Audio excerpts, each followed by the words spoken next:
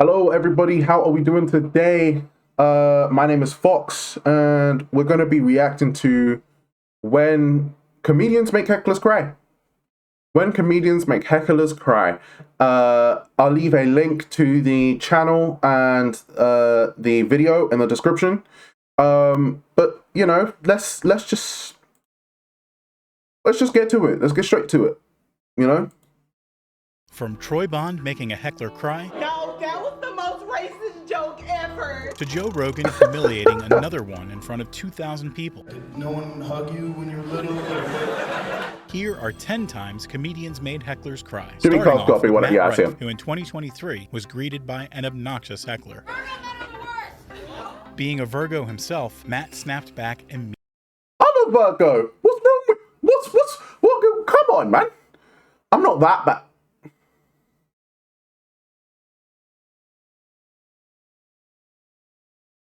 I don't think I'm horrible. There's worse. I think there's worse. There's worse out there. Immediately. All right, let's talk to somebody who spent Valentine's Day alone. You know what's funny about this? Before I even defend myself, I don't even care. I don't even believe in this shit, but I can't let it slide. You're Aquarius? Yeah. Oh, I thought you were annoying. While Matt reduced the savageness of his jokes, Troy Bond had no problem destroying his heckler until she left the show. The heckler first got angry when Troy started with his usual political jokes. I voted for Joe Biden, but that shit didn't feel great. Felt like I was giving Grandpa the keys to the Oldsmobile and telling him to drive to California. I'm probably the most pro-anti-Trump comic out there. That You're not. Shut the up! As a white guy trying to talk to black people. I'm not. No, you're not. The situation forced Troy to point out the absurdity of the anger. What are you upset about? It's not me. No, and shut up. Any black person ever tried to laugh at his fucking jokes, no. Stop having fun! And when the heckler didn't back down, Troy decided to put the woman in her place. I don't know who the fuck you're mad at, but it's not me. No, a white person trying to make fun of black people. See, now you're crying, and I was just trying to make you laugh. No, don't do that. Okay.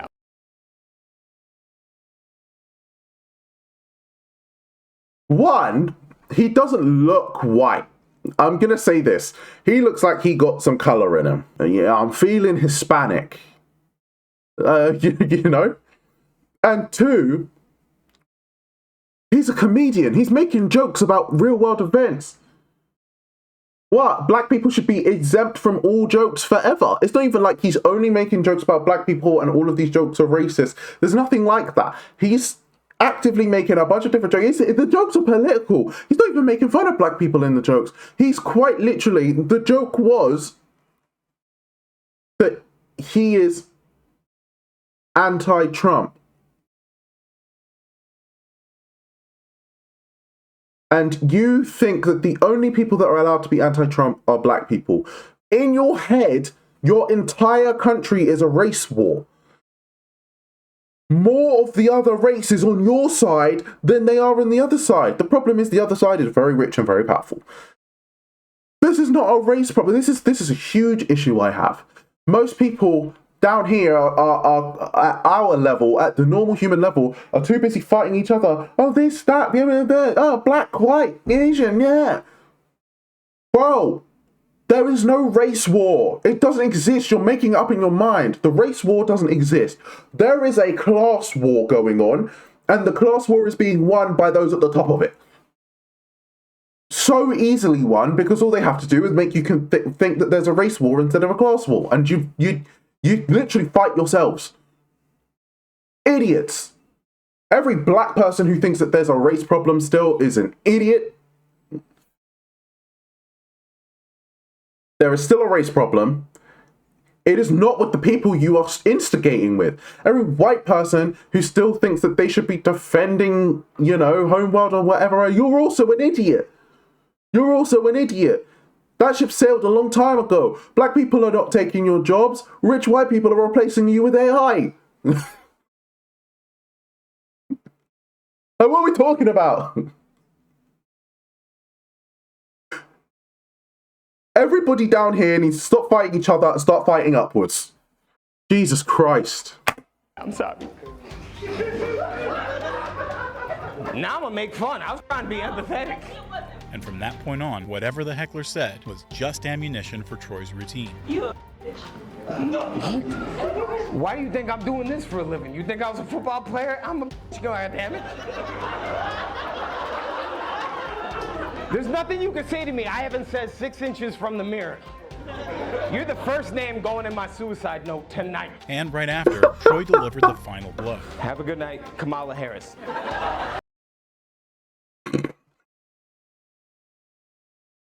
You can see the look in his face on that one. Tells you everything you need to know about that joke. And her face too. That is the look of, oh shit, if I've ever seen it. Now's the time I need you on my side. No, that was the most racist joke ever. No, I got like 4 more in the chamber. Wait, don't drop the scarf, man. That was $3 at Dollar Tree, man. And just like Troy, Bill Burr also had no problem annihilating hecklers, even if they were literally blind. Bill was doing a stand-up routine when he was interrupted by a heckler with his wedding plans, to which he quickly fired back. Are you gonna have a 41? You still gonna have the bachelor party? Do you really need to, man? I mean, you're 41. You just lived the bachelor party for 20 years, right? And he would get a shocking revelation soon after. But instead of backing off like most comedians, Bill still went in and dunked on the guy. Jeez, well, thank you for bringing it all the way down to your I didn't ask you about your eyesight. Jesus Christ, you got problems with your kidneys too? We can just turn this into a benefit? And the heckler's humiliation wouldn't stop there. Can't see. It's flip-flopping the words. Who is this poor woman who's marrying you on Saturday? Bill just kept tearing into him until the guy wished he hadn't come to the show. Well, first of all, you're not blind. You know what? You're looking around too much. You're not doing this shit. Like, first of all, you were blind. What the f*** are you looking back at him for? You need to work on your fake blind shit. And as Bill started to get suspicious, the blind guy tried to make Bill eat his words. I appreciate a good scam, man. That's something better than that. You know what I mean? There's no scam, dude. It's for real, man. What? There's no scam. There's no scam? Yeah, man. You guys are all blind. But instead, Bill wiped the floor with him. I mean, you want me to bump into some shit? I mean, I don't know what I gotta do here to prove to you that I can't see because I can't see. Jesus Christ. All right, I got it. You can't see. You proved it to me. You're blind. This woman has her hand over her mouth like I made her blind. Bill didn't tolerate heckling at all. Heckling once, and you'd regret it. Unlike Andrew Schulz, who was heckled thrice before finally losing his cool. What's that, sweetheart? You're not smart. I don't think you're smart. But after the heckler's last offense, Andrew was ready to take the heckler to the cleaners. If you were smart, you would know that's what's funny about the joke. That's the exact thing that's funny about the joke. But I think your math brain isn't creative enough to understand humor. And Andrew only became more savage as the show went on. I'll give you a chance for the rest of the show to try to laugh, but if you find yourself not laughing, just know I'm not smart enough. That's what you have to remind. Your brain doesn't work for it. As Andrew kept calling the heckler out, though, even the crowd became more enthusiastic. I'm sure you're really good at engineering. No, you're really good at engineering, ruining other people's nights.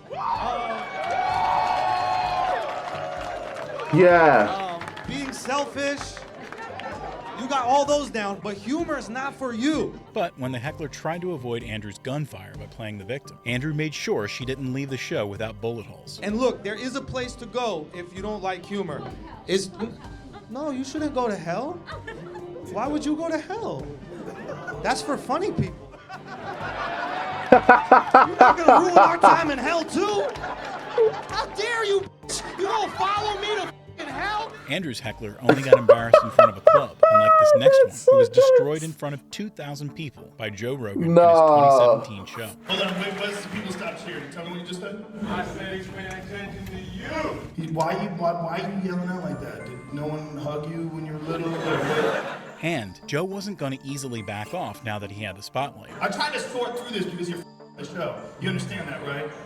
But once you turn around and look, there's 2,000 other people besides you. You know that, right? Joe's constant berating made the heckler give up. I'm just curious, why do you think it's a good idea to just yell out? Oh, now you're gonna shut up? I'll get you kicked out. You better talk to me now. Don't be a coward. As the heckler turned into the crowd's laughingstock, Joe decided to be more creative with his roasts, with lines like this. You are a factor of us removing the word retard from the vernacular. They think it's okay to do retarded shit because there's no real word to describe people like that anymore. And this. But when you nerf the world, motherfuckers like you think you can come to a show and just yell out stupid shit and piss off 2,000 other people. But I don't get what he said here. He said it was a pleasure to meet you, and bro got heckled for like 20 minutes. To be fair, I'm not a fan of Joe Rogan, never have been, and this just seems peak. I don't know, maybe I don't have a full context. Maybe he said some other stuff, but yeah, I don't know. But despite ruining his show, Joe still gave the guy one last chance to redeem himself. Now I'm gonna give you one last chance to shut the fuck up or they're gonna forcibly remove you. So what's it gonna be? However, Joe would soon regret being so nice in making that offer. What's that? Did you say Donald Trump? Alright, kick this dummy out, please. And as security finally took the heckler away, Joe had some more choice words for him. Oh, look what happens. This is what's supposed to happen to you all throughout your life. Joe let it all out on his heckler, unlike Sammy Obeid, who silenced this irritating crowd member in the most polite way possible. Sammy Obeid is just a nice person, so of course he's going to do it politely. Show, people here paid for tickets to watch me talk, and I did not ask you for all that feedback that you gave me. It all started when Sammy was making a joke about his snack bag. So yeah, my snack. That's so much worse. Because if you get genuinely told off by the comedian, that's like completely different vibe to hecklers, back forth, whatever. Like if you're genuinely getting sat down and spoken to like a child, that's way more embarrassing. My bag's like 300 pounds. Because I add a lot of stuff to it, and I don't subtract, so the math ain't mathin', you know. But just before his joke could land, someone in his front row got offended over the pettiest thing. I have a hard time throwing away things if they're not like done. I think that's like the trauma of brown parents, you know what I mean? Like you can't throw something away if there's like a little bit of crumbs in it, you know what I mean? So. What do you mean for the brown parents part? Huh? You keep looking at me for the brown parents part. Okay, even if he is looking at you, he's brown too. He's probably looking at you like you, me, and you. You, me, we're both brown, bro.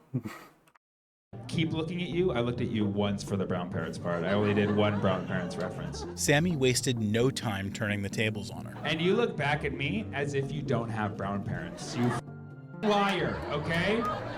Pull up a picture on your phone of your white parents and show me that I'm racist, okay? But after dropping one final joke to completely invalidate her claim, you make one racist joke. You say something racist, everybody calls you a racist. No one ever calls you a liar. What's that song?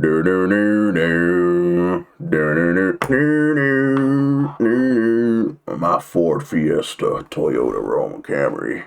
claims about just named like 4 brands. It's a collaboration. Oh god. Racism. I totally should have looked at it, because brown parent. Like I should have looked at this guy. Here I was being discriminatory and not giving this guy a chance of connecting on brown parents.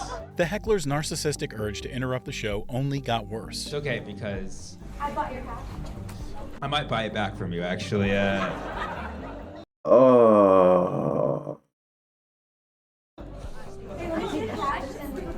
Making Sammy finally reach his breaking point. No. Let me give you a piece of advice. Okay. Yeah, let me give you a piece of advice. No, please don't. People in this room are very not happy with what's going on right now. And you didn't know that until they clapped. But even after his show was almost ruined, Sammy stayed quiet and made a fool out of the heckler in the most polite way possible. You also do have to understand at the live show, there's like a little bit of a barrier that needs to happen. You can't interrupt the jokes with your commentary. You know what I'm saying? Because how would I do a show if that was... Hell yeah! You didn't say any commentary until you said commentary. Instead of improving, however, the heckler chose to play the victim card. What's that? I'm an asshole. Don't turn into a 40-year-old asshole. I've been an asshole my whole life, okay? The heckler was eventually forced to leave, but she couldn't help pollute the show one last time. I'm gonna get a really bad Yelp review tonight. She was already starting to write it. She pulled out her phone. She's like, how can I let the world know? Why she came back? Stop. The persistence. Sammy tried his best to stay polite with his heckler, but Jimmy Carr didn't bother holding back when he roasted Jimmy not Carr one, but is... 4 hecklers in a single routine in his 2020 show. Why don't we have a proper heckle amnesty? If you would like to have a heckle, this would be the ideal time. Not... I look like I pig. Do I still owe your mum money? Is she annoyed, is she? Another guy would soon try his luck against him. You don't heckle Jimmy Carr unless you want to be heckled back. I'm assuming these people actually want to be heckled back, which is why this is different, because Jimmy's audience will heckle on purpose because they want to be roasted back because the roasts are funny, right? Like, Jimmy heckled back, at me, da-da-da-da-da. It's just a funny little thing. But I feel like the smaller comedians, it gets more personal, like the last one. Suffer the same sorry fate. Your partner thinks I'm too crude. So she's been brought along to the show and it's not for her. Are you gonna make it up to her somehow later on? Maybe pop a thumb in her ass while you're f***ing her?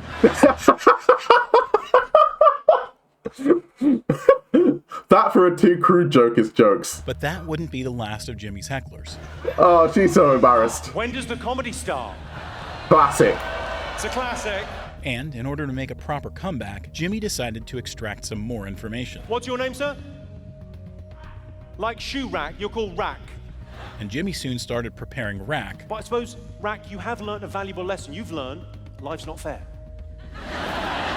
You pays your money, you takes your chance. Sometimes it's a good show, sometimes it's not for you. For the slaughter he was about to commit. Another example of how unfair, Rack, our society is. Let's say if a man, you're right, sir. Let's this say one if a is man legendary. sleeps with loads and loads of women. What is he? He's a stud, he's a player, he's admired in our society. That isn't an opinion, that's fact. If a guy sleeps with loads of women, he's a player, he's a stud, he's admired. But if a woman sleeps with loads and loads of men, she's called Rack's mum. And as if that devastating line wasn't enough, Jimmy soon started putting nails in Rack's coffin. It's all right for me to say that because Rack's mum's not going to be here, is she? Saturday night, you're having a laugh. It's her busiest evening. The heckler, however, decided to fight back with a very immature jab. My face is like a 42-inch widescreen I've not seen this TV. part. But he would soon realize how futile it is trying to outwit a professional comedian. Okay. I've just said that your mum's a prostitute. and you just said your face is wide. And while Jimmy thought that would be the last heckle, someone else would soon prove him wrong. But Jimmy instantly showed them who's the real boss of the show. Paul, fun fact for you. Your girlfriend's got 2 She's sat next to one of them, isn't she? Oh, I'm sorry, I that's called you jokes. a there. I'm terribly sorry. I'm sure you don't have the depth or the capacity to give pleasure. And another comedian who proved that he's the real deal on stage is Drew Lynch, who in his 2019 show utterly demolished a heckler in front of his own girlfriend. I'll steal that one. Go to North Maryland and figure out manners, asshole. Drew started his routine talking about how absurd the venue looks. A lot of people said I couldn't sell tickets in a loft, and I proved them wrong because this room seats 8. So love that we maximize the capacity, and then the stage is a failing escape room or something. And just in the start of his show, he got a very bizarre suggestion. You what? You said I can I'm No, hanging that's no one from the ceiling. Why was that a suggestion? And while he had a great show, someone decided to ruin the vibe at that last moment. This is the part of the show where I get to be done. So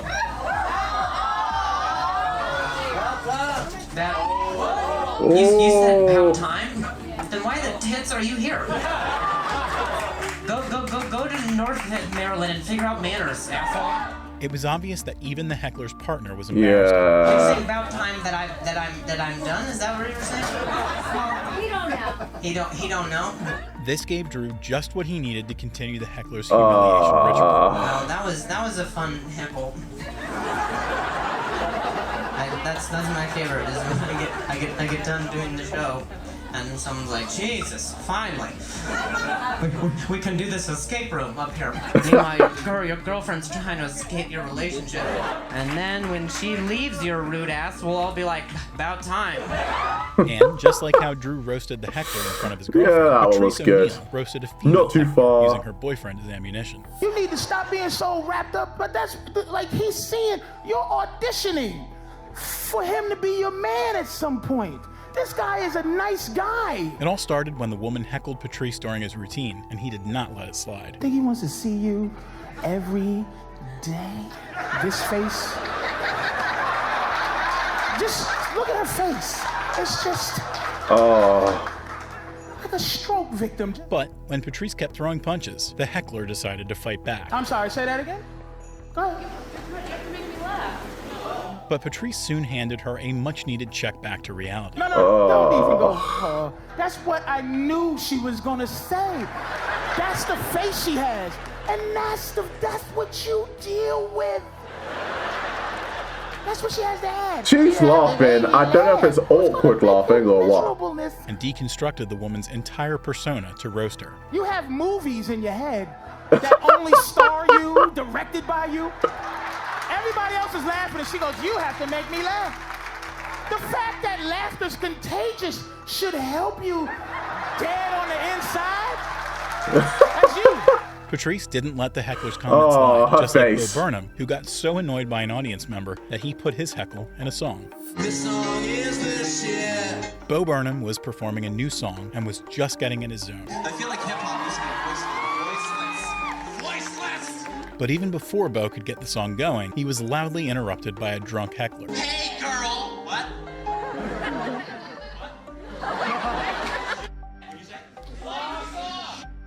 This song is the shit. This stop was worth it. But instead of getting swayed, Bo used the heckler to improve his performance instead. I appreciate it, man. All right. These are the weirdest heckler interactions I've ever had. Heckle because they enjoy it.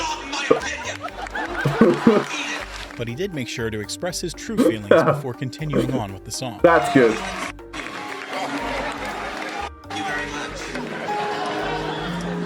Alright, it's over now, man.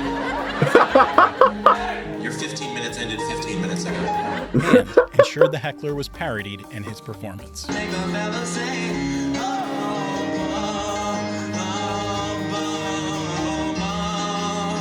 This song is the shit.